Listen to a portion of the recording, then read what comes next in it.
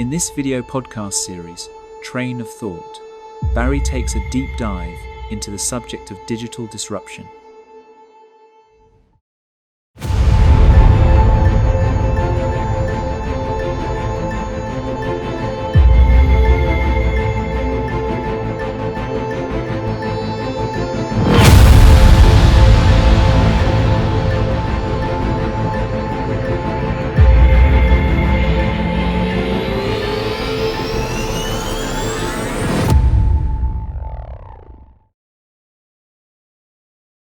I'm delighted to welcome to episode 5, Mandeep Singh. So, Mandeep, in your own words, please tell me a little bit about yourself. Barry, hi. Thank you so much for having me. I'm really delighted to be joining you here today on today's podcast. So I am, like you, Barry, I'm also a fellow marketer. I also am a chartered marketer for the Chartered Institute of Chartered Marketing. marketer, yeah. Absolutely. I'm also a railway marketer. So my role is I'm the global marketing manager for a railway organisation called TUV Rhineland, and we offer safety and assurance services. Separate to that, I also am the chair of an industry-wide group. This is headed by the Railway Industry Association and the Women in Rail organisations. And this was an initiative set up together to improve EDI in the railway industry. I've been the chair of that group for the past 3.5 years. And this spring, I will be handing over the baton to 2 brand new co-chairs. Brilliant, perfect stuff. So that's excellent. Thank you for explaining the RIA, Railway Industry Association there, and also the EDI Charter as well. So that's fantastic stuff. I'm a signatory of that charter, and I believe that's how we both met. So in terms, Mandeep, of equality, diversity and inclusion, it's quite a new phrase, but what does EDI mean to you personally? The phrase itself is under scrutiny, isn't it? And I think what many people have, it's a Marmite type of phrase. You either are extremely welcoming of it and think this is something positive and something I can adopt for better business, or it's something that completely scares you when you want to run the other way and think it's part of a walk brigade. So it's one or the other. For me personally, EDI is just about the inclusivity of people, welcoming people into your business. And I think the question I'd like to think in my mind is that if you are inclusive internally, then you can also be inclusive externally. So you attract the type of customers that want to work with you. You have better business outcomes and just better people. So for me personally, it's a key part of the entire organization, not just a HR tick box exercise, not just a recruitment exercise, but something that can be fed into all different areas of the company for benefit, and is really key to the people and the communities that we serve. Brilliant, perfect. So you touched there on the corporate importance of EDI. So and then how that can transcend outwardly, externally to sociological. So again, how important is EDI to society and also the human culture it layers? Well, let's be honest about this. EDI can give people a sense of belonging, a sense of recognition, acknowledgement. And I think we can see what happens in society when we choose to exclude rather than include. And I think I'm a big fan of groups. I'm a big fan of being part of being in rooms with people that have something in common with you, right? We have marketing in common, and it has led to many fruitful discussions and conversations along the way. But that doesn't mean that I close myself off from other groups. And I think that's the key thing about society is every human wants to belong.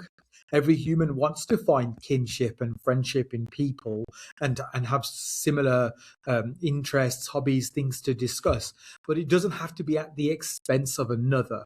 It doesn't have to be I'm in this group, so I'm out of that group. And I think that's where EDI is really driving or can drive mindsets into being more accepting in your personal life, in how you are as a society, then equally then back in how you are as a business and how you are as a person at work. Yeah, certainly good stuff. And in terms of going back to RIA and the EDI signatory charter, what has been the impact and reach since its first inception? Well, I should probably start by saying what the charter is. Well, so Yeah. Women in Rail are a charity that focus on advancing gender equity within the railway, and they originally had this idea now 5 years ago, because we celebrated the 5 year anniversary in November just past. And they had this original idea to say, okay, we focus on gender equity, but there are so many other characteristics in EDI that Was. are worthwhile to speak about. And back then, they came together with Railway Industry Association to say, okay, what can we do, or what is our statement? What statement can we make for companies in the railway to say we commit to a more equitable and more inclusive railway for all? Now, I could harp on about all of the benefits about this, absolutely. And we know that there are many, many routes into rail, and there are many opportunities in rail, but we still have so many more to offer. And I think if you look at the charter, it was originally set up 5 years ago and now has over 230 organisations that have signed the charter. The Wow. charter itself is basically a public statement. It's a statement to say, okay, I am committing to bettering EDI practices in my organisation. It consists of people that are from single person consultancies all the way up to multinationals. Many of them have extremely different frameworks on how they deal with EDI. Some of them have extremely different levels of representation across the businesses, different business models. It's a real wide bag. But one thing they all have in common is that by signing the charter, they say, we are committing to bettering our stance on EDI. And there's a couple of frameworks and models in there into how we can actually help make that happen. And the impact of that has been, the first element is community.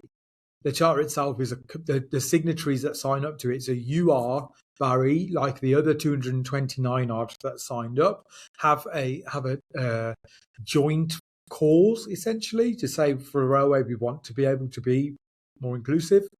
And then some of the tools that we have, so the forums, the in-person events, the newsletters, are all about building that exchange with one another. And if you were to ask me what's the one impact of the charter that's left in my mind since I've been part of the charter, so I've been part of the charter for 4 years, but I've been chair for just over 3. One of the biggest impacts, I think, is this lasting legacy of improvement. Is that every year we conducted an annual survey with all the signatories to see what is the state of EDI in their companies, and there was improvement across the board. Now, I know the railway is not where it needs to be, but I think moving and shifting the dial towards where we need to be can only be a good thing, right?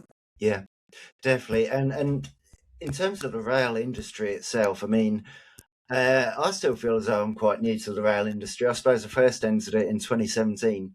Having worked in a lot of different industries, a lot in the facilities management sector and stuff like that, I've got to say that the rail industry is a shining example of EDI, of diversity and inclusion. And it really is kind of driving that way forward. And I think it's making great moves. I think the industry recognised it needed to make change, and it's been really proactive in doing that. So I love the rail industry. The minute I kind of walked into it, I thought this is something really special here, not just in terms of the innovation that goes on, but also it's a family in itself. The entire industry, we call ourselves a railway family, and it is very community driven. So it's great stuff what you're all doing with the EDI charter. I think we are definitely advancing. If you ask me, are we where we need to be? Then I would say no, because in the ideal world, no one would sit here and need to even discuss EDI. It wouldn't even be a thing. So we've always said, until the requirement for an EDI charter becomes obsolete, then the job's not over. But also from the rail industry as well, there's still so much room to go. Like we see these annual figures being published on the number of women joining the rail industry, the number of ethnic minorities joining the rail industry. Once they're in the industry, the progression, and take away skin color and gender. Let's look at once people are in, how are we improving people's career journeys from graduates all the way up? Are we sharing the knowledge? And we know we have this skills gap crisis. The fact of the matter is that the skills crisis that rail will face in the next 5 to 10 years is absolutely an EDI problem, because it's about sharing knowledge from one generation of engineers across to the next. Recruitment of engineers, all from different backgrounds, and social mobility is one of my favorite topics to talk about, because I can get in a room with people that would necessarily see me and think, well, here we go, we're going to speak about one of the obvious characteristics. And when you ask in the question, how many of you in this room were the first generation to go to university? Well, what's that got to do with EDI? Well, actually, that's called social mobility. That's about moving and advancing society as a group, as a collective. And the response you get to that is just great, really. It's really, really positive afterwards. Yeah. And I guess as well, it's equity, isn't it? I mean, education, continuous improvement, lifelong learning is about empowering people and giving that equity as well. Absolutely. So in terms of EDI itself, it's not necessarily a new thing. So I was looking into this, and very much began as a civil movement, looking at women's voting rights in 1918, anti-discrimination legislation that's come in, social justice activism, and it kind of gained momentums in the 2010s. But really, the kind of term EDI, and there's different variants of it, ED and I, EDI, all sorts. But EDI in itself is quite a new thing. It was around about 2020, I think it gained momentum. But is there enough appetite, Mandeep? And I think you've kind of answered the question. Is there enough appetite for EDI? Is there enough understanding of it? Or is there still a way to go? I think by now, like you mentioned, 2020 sort of became a formalized term-ish. But I think by now most people know what it is. And I think there has been enough cross-societal advertising of it, essentially. So not just in rail, but just generally. It's very rare that you would have not heard the term. The levels of understanding change, and the reason why I think this is because sometimes it can be a bit daunting. Like you put it so well, right?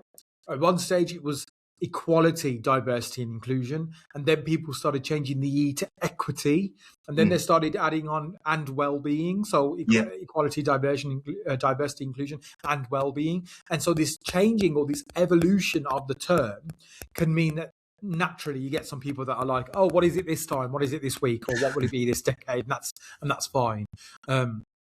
What I would say is that the appetite, to answer your question of is there enough appetite for it? Well,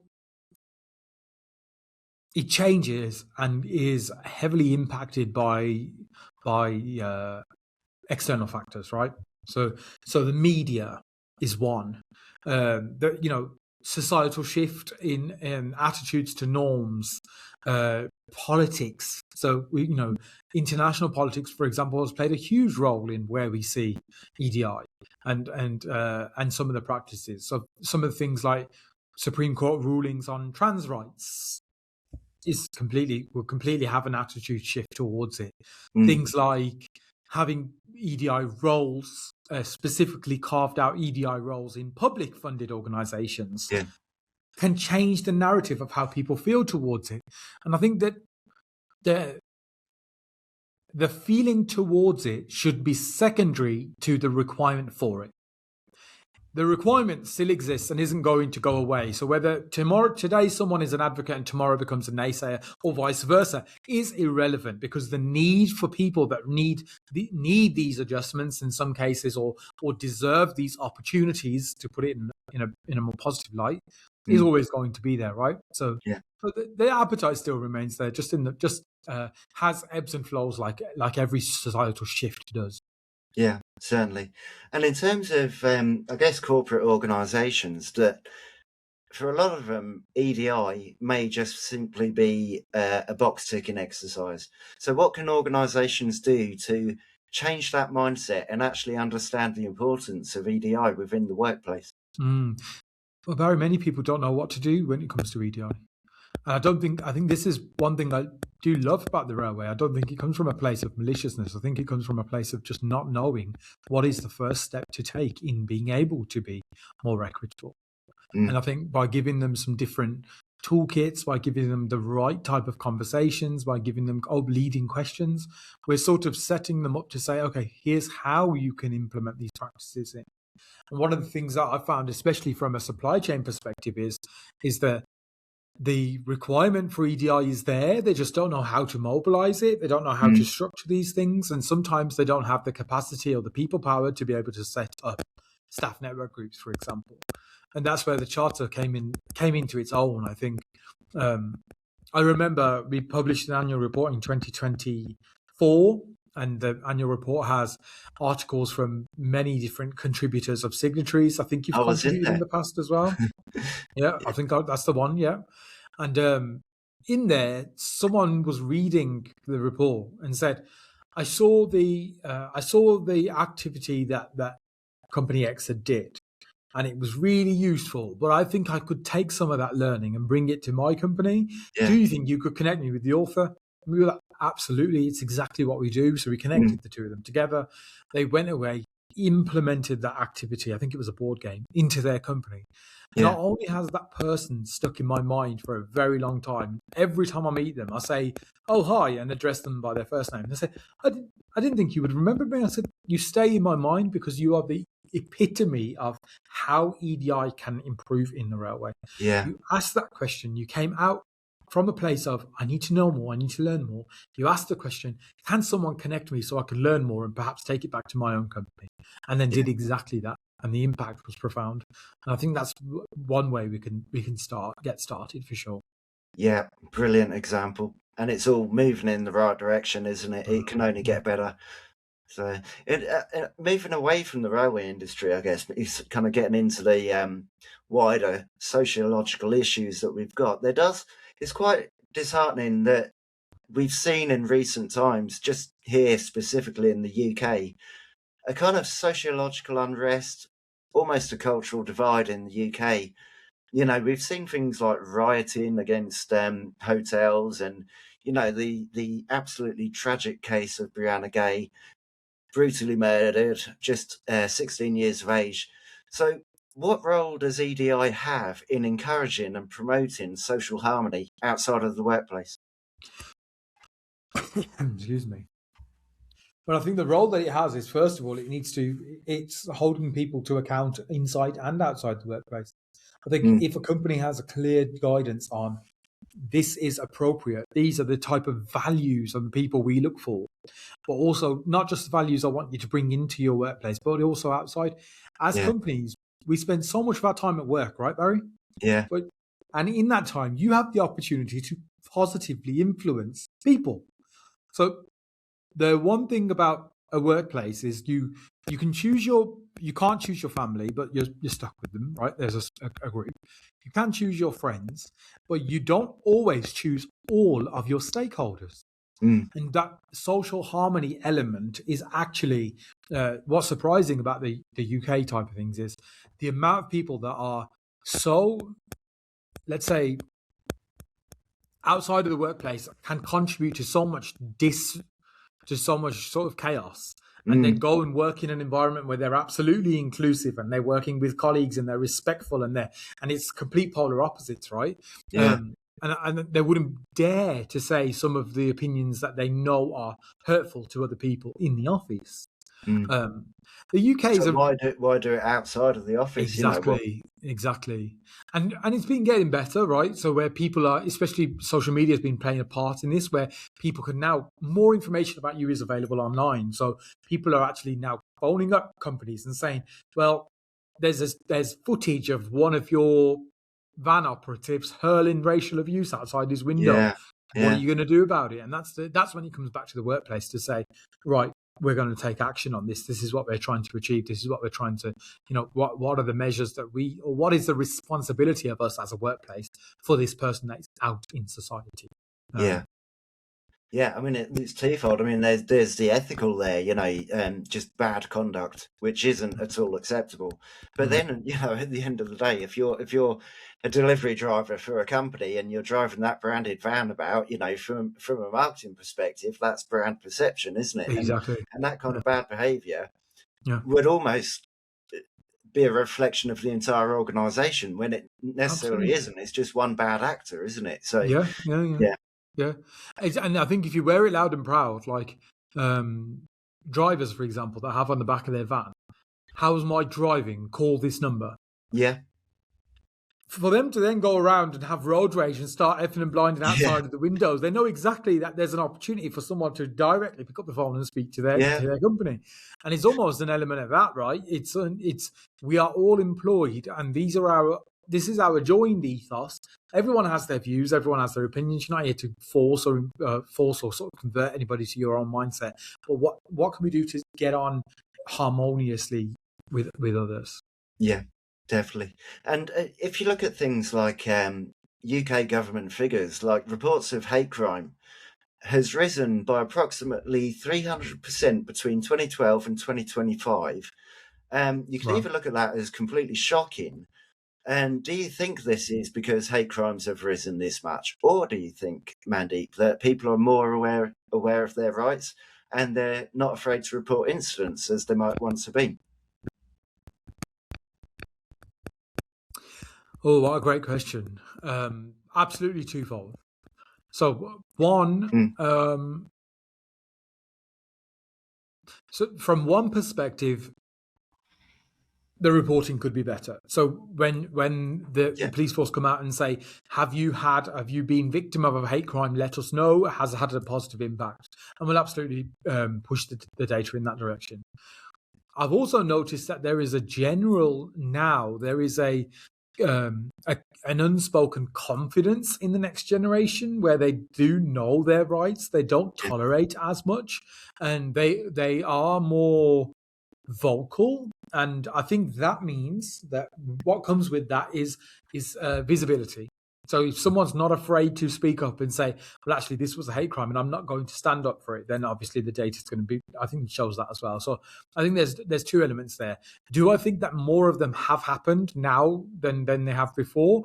I think it's probably the same. They just weren't recorded or reported back then, purely because you hear this. I can only speak from my personal lived experiences, but you hear the stories of how tolerant people were back in 70s in the UK, 80s in the UK, to people of minorities, to for example the LGBT community and that type of thing. And then has it improved over time, or are we just now more aware of what is right and what is not right, and what we should do in the event of a crime? Yeah, definitely. Yeah, it's quite difficult to put an angle on that precisely, isn't it? Because, well, as we know, data is always, you can always question data, can't you? And actually how reliable that data is. But I think it's good, actually, that there seems to be a shift, as you say, with people much more aware of their rights now, and they're not afraid to shout up. And I think that's very positive. So, absolutely. Yeah, definitely moving in the right direction there. So moving on to digital innovation, kind of the focus of this whole series, really. What impact, Mandeep, do you think digital innovation and AI in particular has had on EDI? And that could be positive, negative, and both. So I'll split the question into two. So from a digital innovation perspective, I would say we could count social media as digital innovation. And I think that has opened up many opportunities for people. Many opportunities. Yes, it has its drawbacks, absolutely. But what it has done is given everybody has the opportunity to create an account of some kind.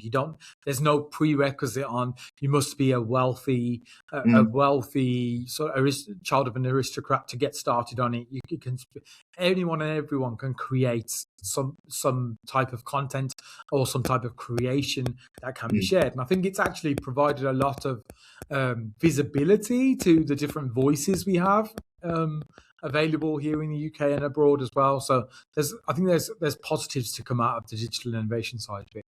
Yeah. And from an AI perspective for EDI, well, this is to be confirmed. So we know, especially in our discipline as marketers, there are so many discussions about what does this mean for marketers with AI, right? What does this look like? Well, I think some of the things that I think about are, if industry can thrive on diversity of thought, if everybody's using the same AI generator, is there diversity of thought?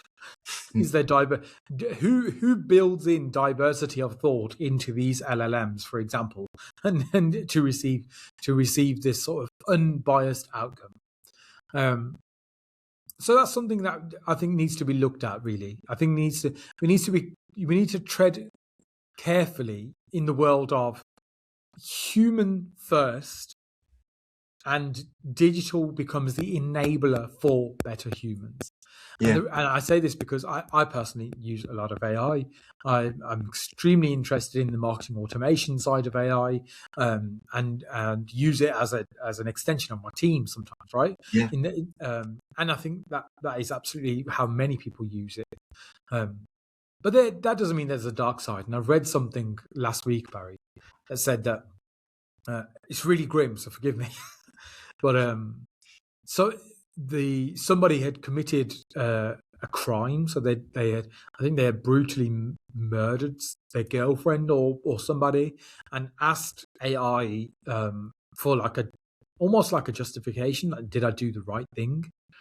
And the opening sentence of this AI response that the police had, this was from a police record type of thing, was, okay, you've done an awful thing, but you're taking accountability. Is that person taking accountability? Because they're just sitting behind a machine asking AI, have I done the right thing? It's not taking accountability at all. No. Asking the question is taking accountability.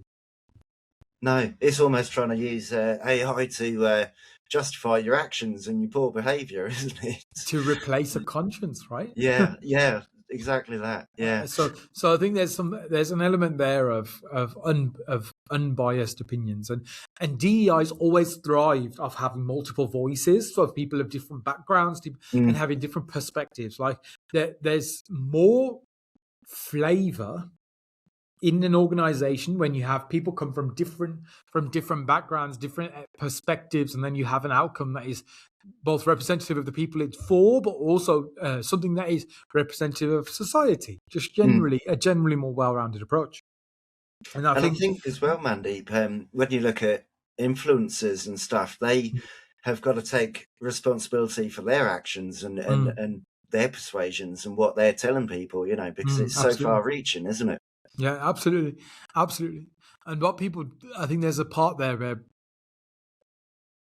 the public needs to understand that influencers are in some ways acting. In some ways, I'm not saying that they're actors. I'm saying in some elements. So if you were to do a paid partnership, for example, with something that you may have never been introduced to before, but you're doing it as a paid partnership, you're going to have to speak something about the product without complete knowledge, right? So it's acting to a level.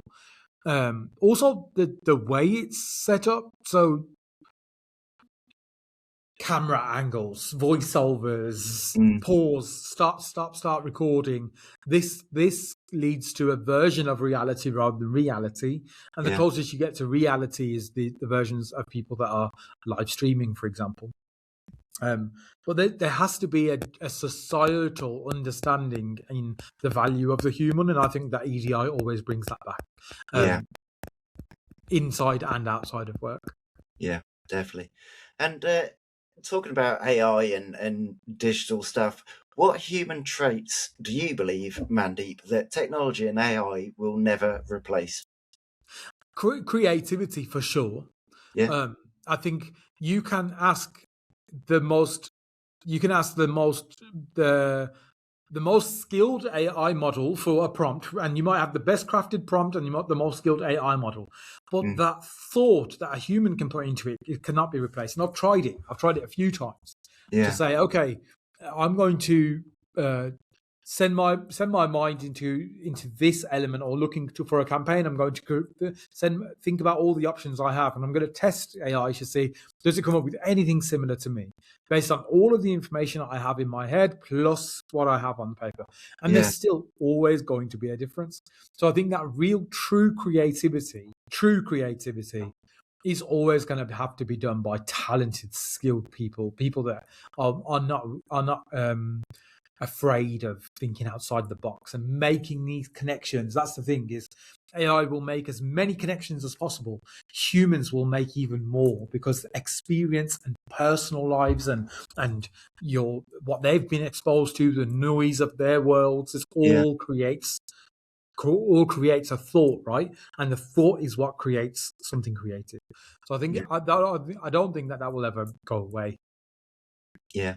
And it is, especially in our field, isn't it? It's all about that creativity, that human thought, that imagination, that very organic human spark of whatever it may be, inspiration or what have you. And it's almost like using AI as another tool, isn't it? Like, so I'll use software like podcasting software and Adobe Photoshop, and it's AI is really an extension of that, isn't it? It's just another tool that you've got, and as long as you create the idea, and it's always been that way, hasn't it? You know, you don't power up Adobe Photoshop and it does some wonderful work for you. It's got to be your idea in the first place. So, so I think as you know, many people may be intimidated by this AI stuff, but as with everything, there's a lot of positive for it, and it can actually be quite empowering. It just relies on your human imagination.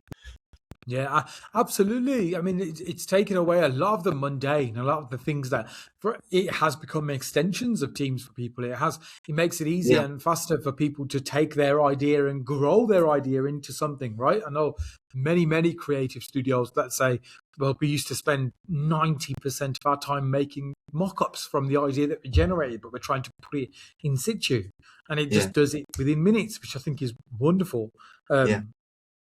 The bit that I struggle with AI is the text version. So from a graphic and a video perspective, I think it's moving along. Sometimes still lacks emotion. Evidence being in the Coca-Cola advert of last year's Christmas. Fantastic opportunity to use AI, right, to pull something together. But the number one outcry from people was that it's lost the human touch, it's lost the element of people in there. And every year it's people sat on the edge of their seats looking for the Coca-Cola advert, not machines, right? And I think that kind of highlighted that for me. And from a text perspective, there's just no variety in there.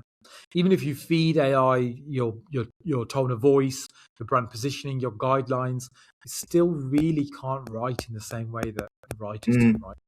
Yeah. How do you find that though? Because being an author yourself. Yeah.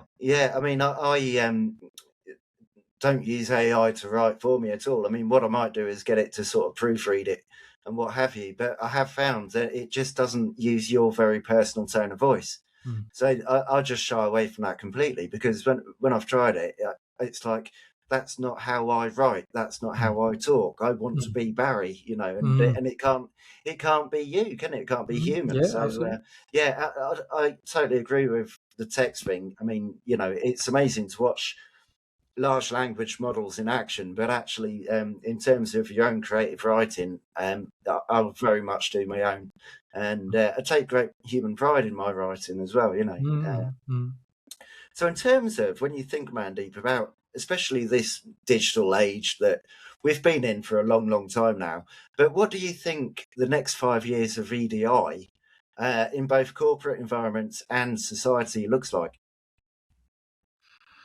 Oof.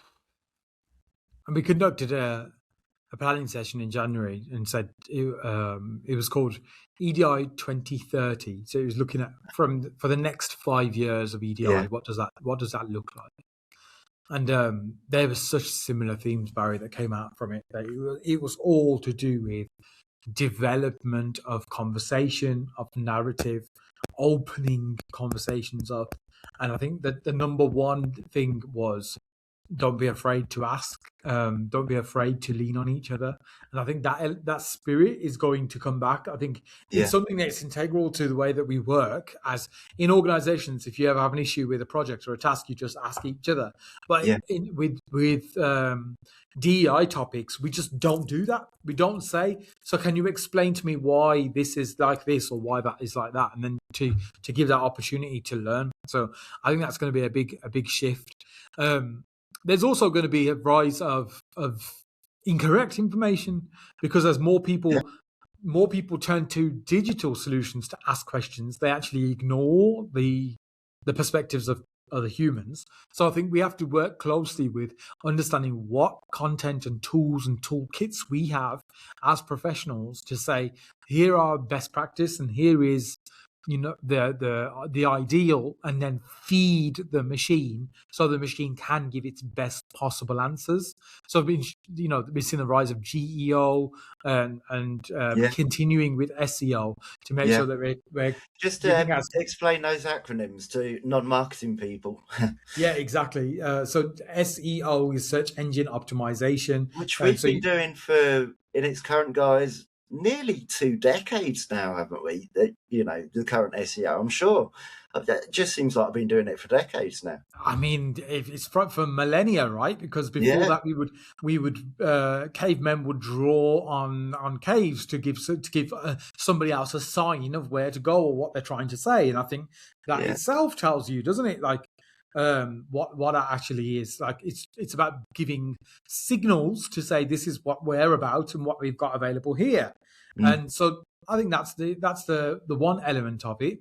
And then we're moving now into a world of GEO, which is about Yeah. feeding AI, feeding large language models with the information. So, are you optimizing your content for AI? Yeah. Are you moving towards content that can be easily recognized, easily attributed to your organization, and then feeding with that information?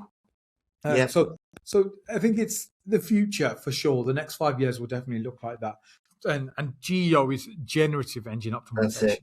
That's it. And there's a couple of those bounding about. So there's GEO, generative engine optimization. I heard MEO as well, machine engine optimization. But yeah, I think the issue is the data that we pump into AI, because you can end up in a situation where it's got dumb data or it's got malicious data, and AI may not be able to decipher exactly what's dumb from the credible. So there's a Yeah, whole lot of yeah, new issues to confront there as we yeah. move further into this content creation for AI. Exactly. Absolutely. Absolutely. So in terms of the next 5 years, then I think there's challenges, but I think we're in a good place, and I think there's a lot more to be done, isn't there? But we're making good impact in the whole subject of equality, diversity, and inclusion. Yeah, absolutely. There's definitely we have to celebrate the successes that we have had. Yeah. It would be remiss to not celebrate what we had, where we are today. And I think it's a wonderful opportunity. It's the biggest opportunity, right? It's the biggest opportunity to create a humankind that is accepting, inclusive, and open for all. Everybody doesn't need to agree. That's my key point. Is Yeah. not everyone will agree with absolutely everything. Yeah. And that's okay, because if you can disagree respectfully, then the world will be a better place for it. Yeah. Yeah. Yeah, that's a wonderful perspective. Yeah, this isn't all about all of us agreeing on every single thing, because that's nigh on impossible, isn't it? But if you can respect one another and also understand and have empathy towards the fact that people have got different perspectives, and that's fine. There's absolutely nothing wrong with that, isn't it? Yeah, So absolutely. yeah, Absolutely. fantastic. So in terms of Mandeep, what's next on your agenda with in terms of the Railway Industry Association, in terms of EDI? So I'm still an active member of the working group. I just won't be the chair, which is great. We have 2 brand new co-chairs, which is very exciting. They're great. They're great personalities, and Yeah. will drive the next phase of the charter. I still have my so I'm co-founder of a group called Seeks in Rail, with Barrett Beatin from Hitachi, Thales, and that's a great opportunity to bring a little bit more of my personal, like specific characteristic into the railway, which has been lovely. So I've been Yeah. connecting and meeting quite a lot of people with that. But my focus is and always will remain in the marketing side, right? So Yeah. I'm continuing to speak to as many people as possible in the railway, continuing to ensure that we are building a real narrative between customers and supply chain and network rail. So I'll never really come out of that, but that's the opportunity for me. Yeah, definitely. Brilliant. Mandeep, thank you so much for your time today. I think you've done an excellent job in discussing a really important topic. It's close to my heart, and you make a positive impact to the world. So thank you very much. Thank you very much, and you also make a positive impact in the world, not only from the work that we did when we were doing EDI topics together, but from this and the work you continue to do. So thanks, Barry, and thanks for having me. Brilliant. Thank you, Mandeep. Cheers.